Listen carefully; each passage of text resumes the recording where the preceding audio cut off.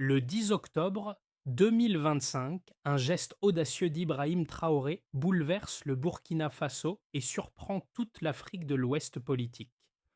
En annonçant la fermeture de la rivière Sahel, l'État rompt avec des décennies d'exploitation étrangère et transforme une décision hydrique en choc géopolitique immédiat aux répercussions régionales durables. Que signifie ce pari radical pour votre avenir collectif et quotidien quand Ibrahim Traoré assume le risque face aux puissances établies internationales? Entre souveraineté revendiquée et crise possible, une trajectoire historique incertaine mais déterminante s'ouvre maintenant pour la région désormais entière. Cette analyse propose de dépasser l'émotion immédiate pour examiner méthodiquement ce que la fermeture de la rivière Sahel révèle réellement sur l'État burkinabé et ses marges de manœuvre et ses fragilités structurelles. Vous comprendrez pourquoi cette décision redessine pouvoir, risque et souveraineté régionale. L'enjeu central n'est pas seulement hydraulique, ni même strictement politique.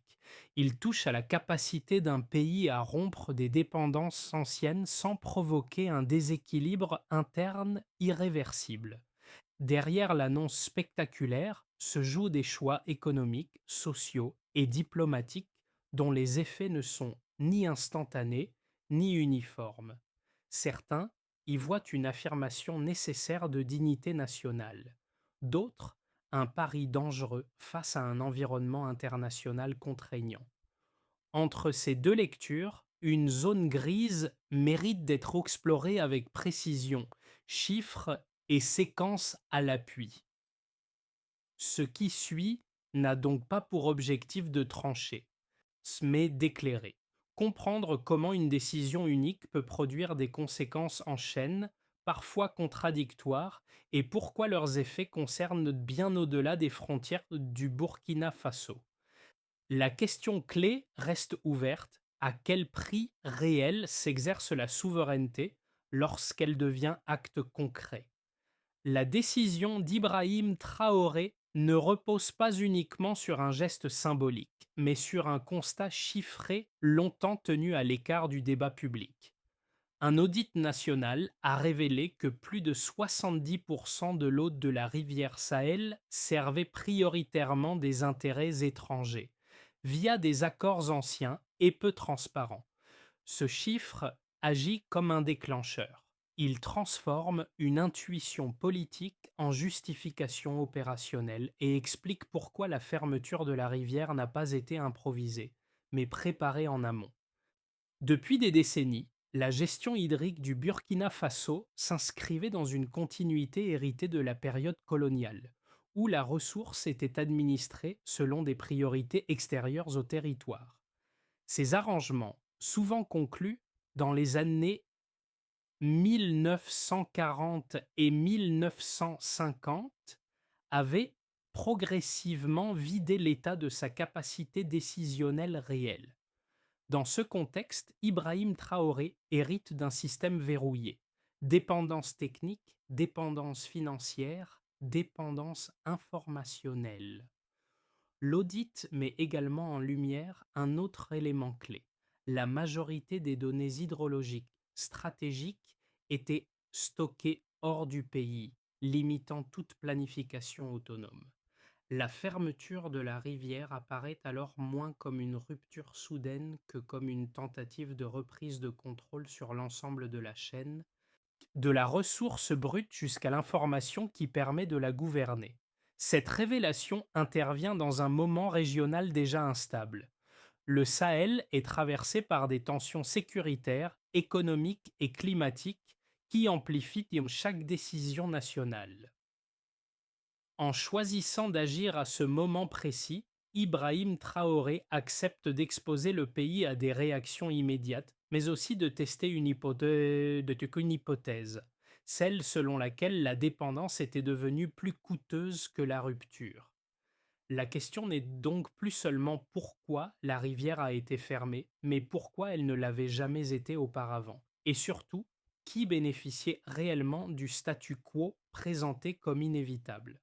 Dans les jours qui suivent, heu, l'annonce, il y a un acteur discret devient central, le réseau d'ingénieurs et de gestionnaires locaux mobilisés pour gérer l'après-rupture.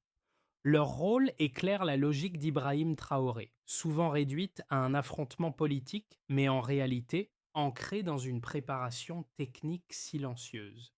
Avant même la fermeture officielle, des équipes avaient été constituées pour cartographier les infrastructures, identifier les points critiques et prioriser les réparations possibles sans assistance extérieure. Un premier cas illustre ce basculement. Dans une zone semi-urbaine du Nord, une station de pompage abandonnée par un opérateur étranger est remise en service en quelques jours. Les pièces sont récupérées localement, les procédures simplifiées et l'approvisionnement partiel rétabli.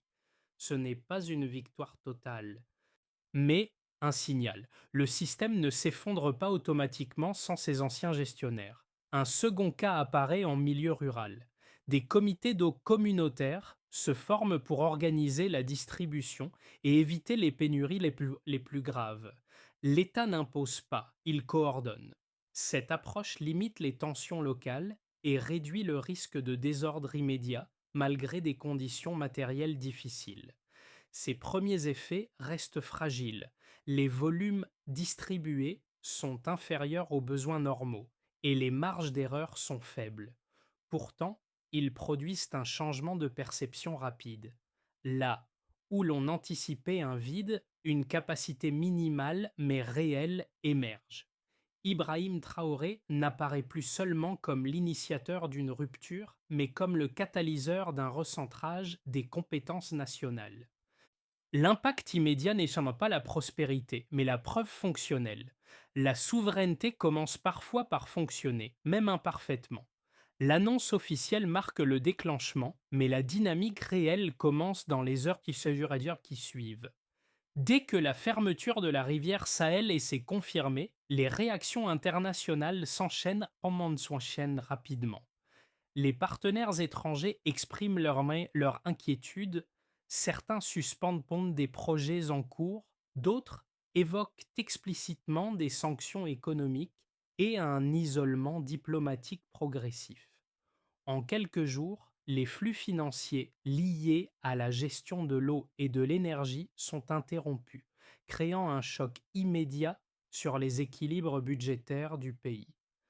À l'intérieur du Burkina Faso, la tension monte différemment. Les premières pénuries apparaissent dans certaines zones et surtout là où les infrastructures dépendaient directement des opérateurs étrangers. Les marchés réagissent par une hausse des prix de produits essentiels, alimentés par l'incertitude plus que par une rupture réelle de l'offre. Cette phase constitue le point de tension maximal, le moment où la décision d'Ibrahim Traoré semble pouvoir basculer soit vers un désordre généralisé, soit vers une adaptation contrôlée. C'est précisément à ce stade que l'État modifie son mode d'action. Plutôt que de tenter de remplacer intégralement les structures précédentes, les autorités privilégient une logique de continuité partielle. Les infrastructures critiques sont sécurisées en priorité, les zones urbaines densément peuplées bénéficient d'une attention renforcée et des mécanismes temporaires de distribution sont mis en place. Et cette stratégie ne supprime pas les difficultés, mais elle empêche leur accumulation simultanée. Le point culminant intervient lorsque plusieurs multinationales annoncent qu'éternient la suspension complète de leurs opérations hydrauliques. Ce retrait, initialement perçu comme une menace majeure, produit un effet inattendu. Des installations laissées inactives deviennent accessibles, permettant aux équipes locales d'intervenir directement. Les ingénieurs burkinabés récupèrent des équipements, simplifient des protocoles jugés excessivement complexes et rétablissent progressivement des segments entiers du réseau. Les répliques de la décision se manifestent alors sur plusieurs plans. Sur le plan politique, Ibrahim Traoré consolide son image interne non pas par un discours supplémentaire, mais par la capacité du système à tenir. Sur le plan économique, La perte de certains flux est partiellement compensée par la réduction immédiate des paiements vers l'étranger. Sur le plan social, la mobilisation citoyenne limite les tensions les plus fortes, même si l'inquiétude demeure. Cette séquence révèle une mécanique claire. Le choc initial n'est pas nié, mais absorbé par une série d'ajustements rapides. La fermeture de la rivière Sahel cesse d'être un événement ponctuel pour devenir un processus. Ibrahim Traoré ne contrôle pas chaque variable, mais il impose un tempo. Forcer les acteurs, internes comme externes, à réagir à une nouvelle réalité plutôt qu'à un statu quo hérité. La crise n'est pas évitée, elle est contenue, transformée et déplacée dans le temps. C'est dans ce déplacement que se joue la suite. Avant la fermeture, plus de 70% du volume exploité de la rivière Sahel était orienté vers des usages extérieurs. Après la décision, cette part chute brutalement, libérant une capacité jusque-là indisponible pour les besoins de nationaux. Ce basculement ne signifie pas une abondance soudaine, mais un changement de priorité mesurable. L'eau cesse d'être majoritairement exportée sous forme de valeur industrielle indirecte et redevient un levier interne de gestion. Le premier indicateur clé concerne la structure d'allocation de la ressource.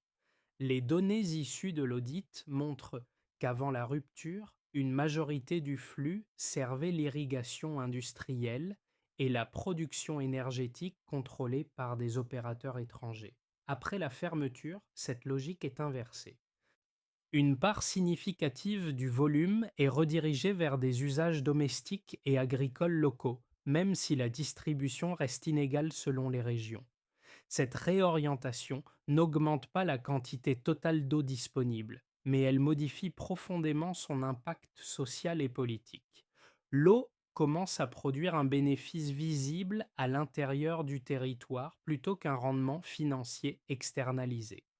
Le deuxième indicateur concerne les flux financiers associés à la gestion hydraulique. Avant la décision d'Ibrahim Traoré, l'État burkinabé versait chaque année des sommes importantes à des entreprises étrangères pour des contrats de gestion, de maintenance et d'accès aux données.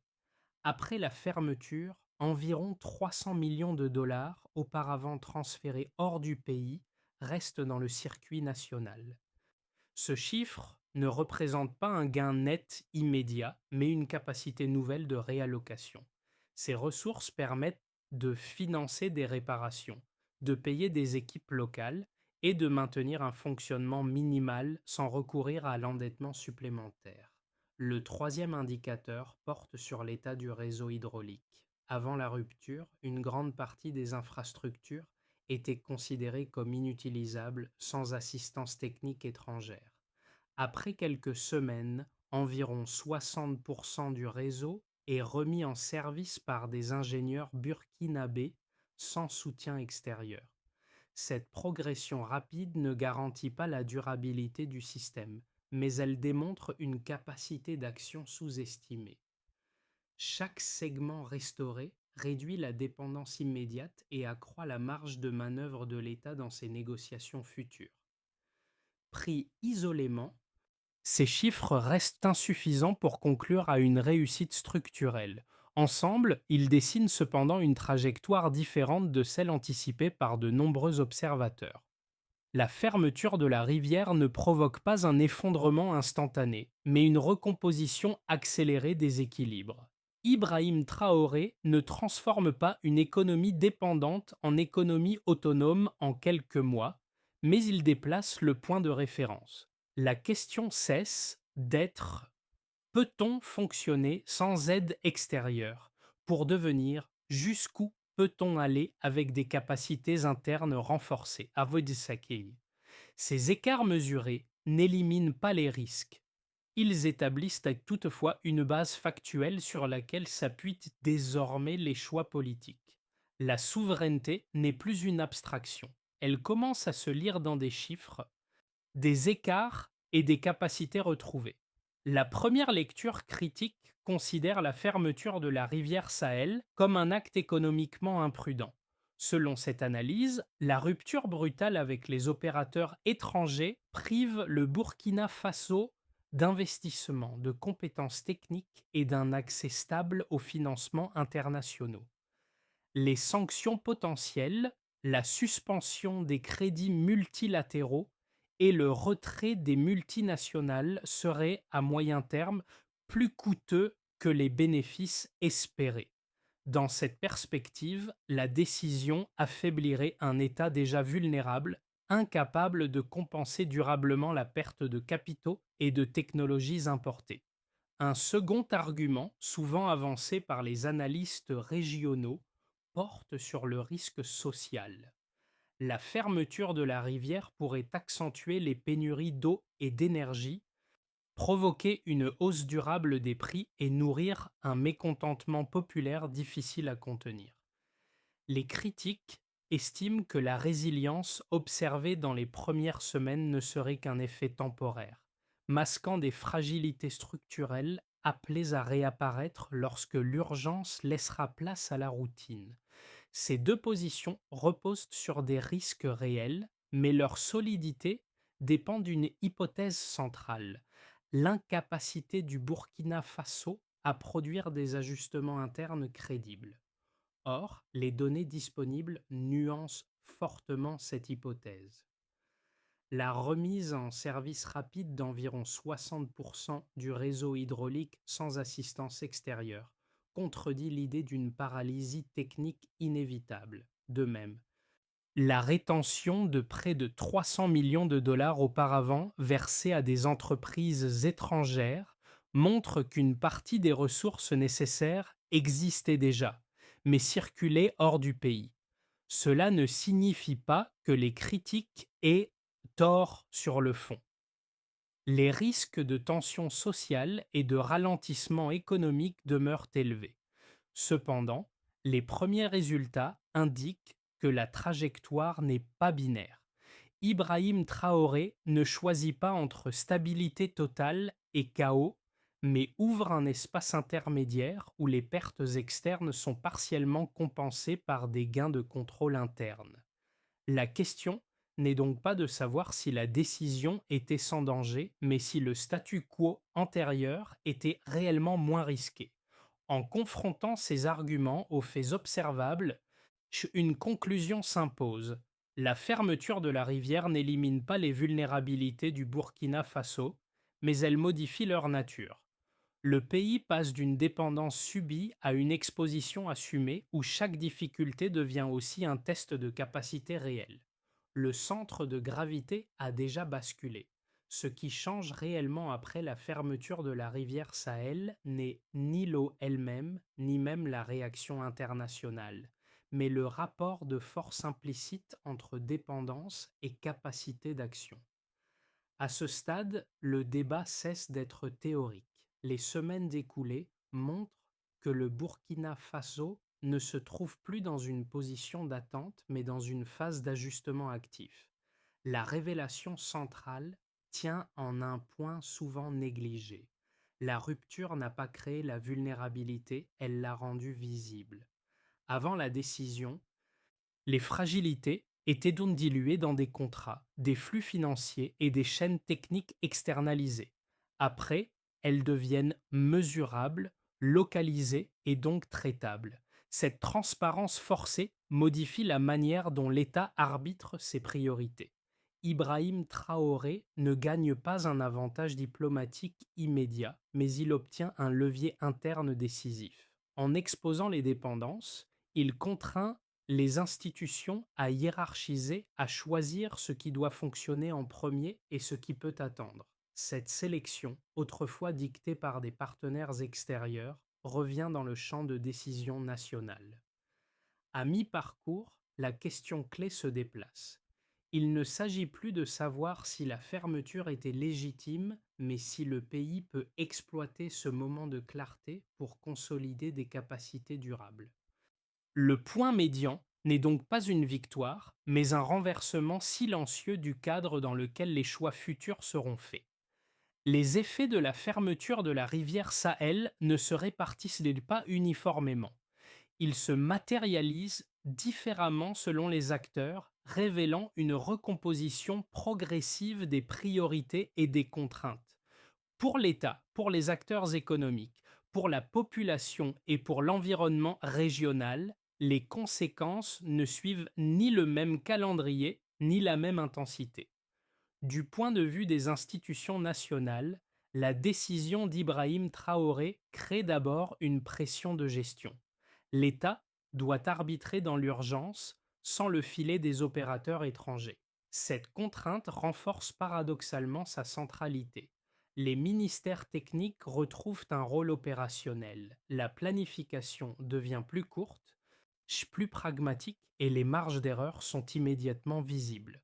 Le pouvoir politique gagne en cohérence interne, mais au prix d'une exposition accrue aux critiques si les résultats tardent. Pour les acteurs économiques locaux, l'impact est ambivalent. Les entreprises dépendantes de chaînes d'approvisionnement externes subissent un choc, notamment dans les secteurs de l'énergie et de l'agro-industrie. Cependant, ce retrait crée aussi des espaces vacants. Des initiatives locales émergent pour réparer, maintenir ou contourner des infrastructures abandonnées. Ces activités restent fragiles, mais elles introduisent une logique nouvelle: produire des solutions adaptées au terrain plutôt que d'importer des modèles standardisés. À court terme, la croissance ralentit. À moyen terme, une base endogène commence à se structurer. La population ressent les effets de manière plus directe. Dans certaines régions, l'accès à l'eau devient plus irrégulier et la hausse des prix accentue les tensions quotidiennes. Mais cette contrainte s'accompagne d'une mobilisation sociale inhabituelle. Des comités communautaires s'organisent, des mécanismes locaux de partage apparaissent, et l'État joue davantage un rôle de coordination que de simple fournisseur. Ce déplacement n'efface pas les difficultés, mais il transforme les citoyens en acteurs de la gestion, et non plus en bénéficiaires passifs. À l'échelle régionale, enfin, la décision du Burkina Faso produit un effet d'observation attentive. Les pays voisins, confrontés à des accords similaires hérités du passé, suivent l'évolution avec prudence. Certains y voient un précédent risqué, d'autres un laboratoire de souveraineté. De Ibrahim Traoré ne déclenche pas un effet domino immédiat, mais il introduit une variable nouvelle dans les calculs régionaux: la possibilité qu'un État accepte un coût à court terme pour redéfinir son autonomie stratégique. Ces conséquences dessinent un paysage contrasté. Aucun groupe ne sort indemne, aucun ne subit un effondrement total. La fermeture de la rivière agit comme un révélateur. Elle redistribue les responsabilités, expose les fragilités et crée des opportunités limitées mais réelles. Le pari d'Ibrahim Traoré ne se mesure donc pas à un seul indicateur, mais à la capacité collective à absorber ces effets différenciés sans perdre la cohésion d'ensemble. À moyen terme, l'évolution de la situation dépend moins d'un événement isolé que de la capacité du Burkina Faso à stabiliser les ajustements engagés. Trois trajectoires plausibles se dessinent, chacune reposant sur des enchaînements distincts plutôt que sur des ruptures soudaines. Dans le scénario de base, le plus probable à court terme, le pays parvient à maintenir un équilibre fragile. Les sanctions restent limitées, les flux financiers ne se normalisent pas totalement, mais l'État conserve une capacité minimale de pilotage. Les infrastructures hydrauliques fonctionnent de manière partielle, suffisante pour éviter une crise humanitaire, insuffisante pour relancer pleinement l'économie. La croissance demeure faible mais positive. Ce scénario n'apporte pas de succès spectaculaire, il achète du temps. Le défi central devient alors la gestion de l'usure. Maintenir l'adhésion sociale sans amélioration rapide du niveau de vie. Un scénario plus favorable repose sur la consolidation progressive des capacités internes. Les réparations initiales se transforment en programmes structurés, les compétences locales se stabilisent et des partenariats régionaux pragmatiques émergent. Dans cette configuration, la fermeture de la rivière Sahel devient un point d'appui pour redéployer des politiques publiques ciblées. L'économie ne se referme pas sur elle-même, mais se réoriente. La croissance repart lentement portée par des secteurs adaptés aux contraintes locales. Ce scénario suppose une discipline budgétaire forte et une gouvernance capable de prioriser sans dispersion. Le scénario défavorable s'active si les pressions extérieures s'intensifient simultanément aux fragilités internes. Des sanctions plus sévères, combinées à des difficultés prolongées d'approvisionnement, pourraient de les provoquer une contraction économique marquée. Les tensions sociales s'amplifieraient et l'État serait contraint de faire des choix plus coercitifs pour maintenir l'ordre. Dans ce cas, la décision initiale perdrait son caractère stratégique pour devenir un facteur de polarisation durable. Face à ces trajectoires, une recommandation s'impose sur le plan analytique. Il ne s'agit pas de prédire l'issue, mais d'observer les signaux faibles, continuité des services essentiels, capacité à former et retenir des compétences et qualité du dialogue social. Si ces trois éléments progressent conjointement, même lentement, le scénario de base peut évoluer vers une stabilisation constructive. Si l'un d'eux cède, les marges de manœuvre se referment rapidement. La fermeture de la rivière n'a pas figé l'avenir. Elle a ouvert une fenêtre étroite où chaque décision compte davantage que le discours qui l'accompagne. Au-delà des institutions et des indicateurs macroéconomiques, la fermeture de la rivière Sahel agit sur des trajectoires individuelles et collectives très concrètes. Pour les ménages urbains, l'effet se traduit d'abord par une adaptation du quotidien. Les routines liées à l'eau et à l'énergie deviennent plus contraignantes mais aussi plus conscientes. Les arbitrages domestiques se multiplient, révélant une capacité d'ajustement souvent invisible lorsque les services fonctionnent sans friction. Dans les zones rurales, l'impact est plus direct et plus inégal. Certaines communautés subissent des interruptions prolongées, tandis que d'autres parviennent à maintenir un accès minimal grâce à des solutions locales. Cette disparité renforce l'importance des mécanismes communautaires. Là où ils existent, la contrainte est amortie. Là où ils manquent, la vulnérabilité s'accroît. Le changement majeur réside moins dans la pénurie que dans la redistribution des responsabilités entre l'État et les citoyens. Pour les jeunes actifs et les techniciens, la période ouvre un espace inattendu. La demande de compétences locales augmente même dans des conditions matérielles difficiles. Des trajectoires professionnelles se réorientent vers la maintenance, la gestion et l'innovation frugale. Ces opportunités restent précaires, mais elles modifient les aspirations et ancrent l'idée que la compétence peut devenir un levier de stabilité. Les acteurs de la société civile jouent un rôle charnière. Associations, collectifs et structures informelles servent d'interface entre décisions centrales et réalités locales. Leur action limite la défiance et transforme une décision perçue comme imposée en processus négocié. Cette médiation n'efface pas les tensions, mais elle empêche leur cristallisation immédiate.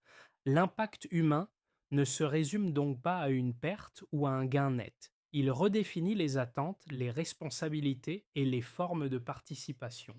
La question qui se pose désormais à chacun n'est pas seulement celle de l'adhésion ou du rejet, mais celle de la place occupée dans cette transition. La durabilité du choix politique dépendra largement de cette appropriation silencieuse, diffuse mais décisive. À ce stade, la question n'est plus celle de l'intention, mais de l'exécution. La fermeture de la rivière Sahel oblige l'État à structurer une trajectoire d'action lisible, séquencée et mesurable. Sans cette traduction opérationnelle, le choix politique resterait symbolique et exposé à l'érosion. Ibrahim Traoré se trouve ainsi confronté à une contrainte nouvelle. transformer une rupture en processus durable.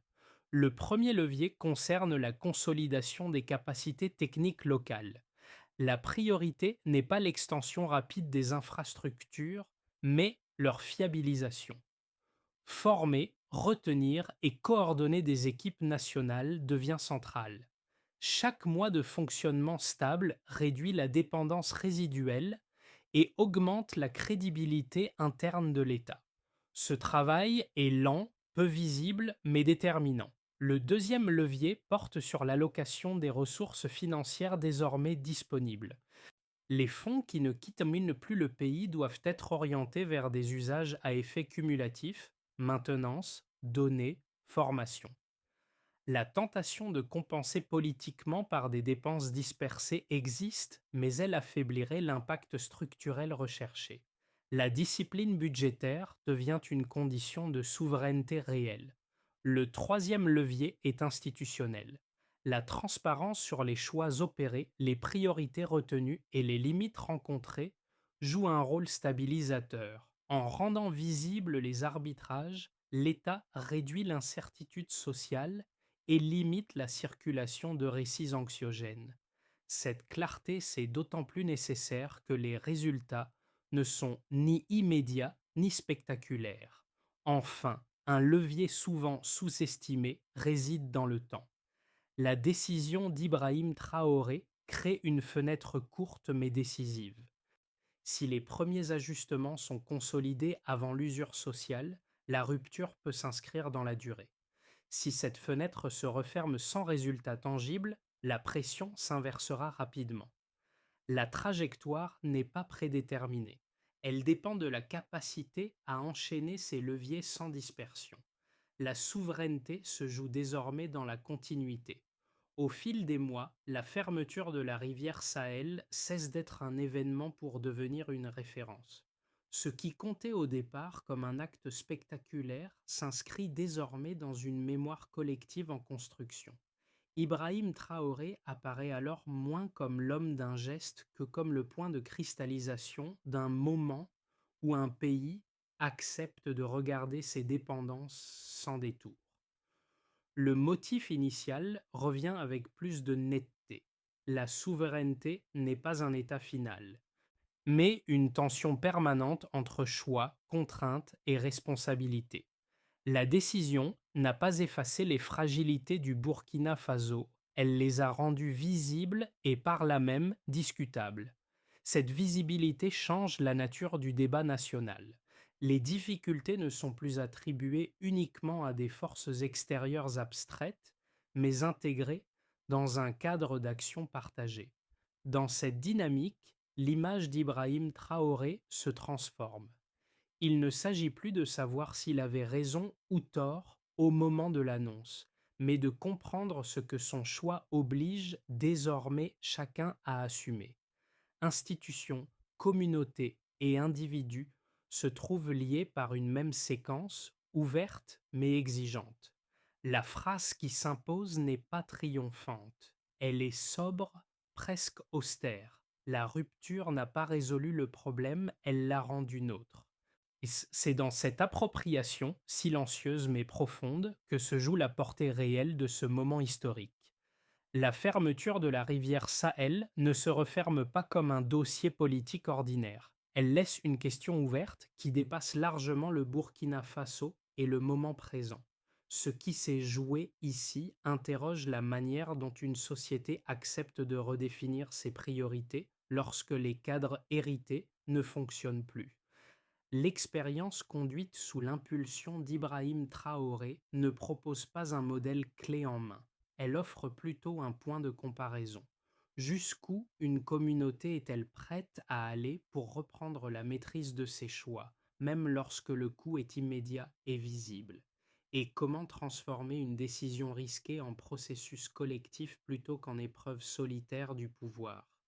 Ces interrogations ne concernent pas seulement les décideurs, elles touchent les citoyens, les acteurs économiques, les sociétés civiles et les régions confrontées à des dépendances pensées similaires. Observer, discuter, confronter les lectures devient une manière de participer à cette séquence historique sans la réduire à un verdict rapide. L'histoire en cours n'impose pas une réponse unique. Elle invite à une réflexion partagée sur la souveraineté, le risque et la responsabilité. La question reste ouverte et c'est précisément là que réside sa force.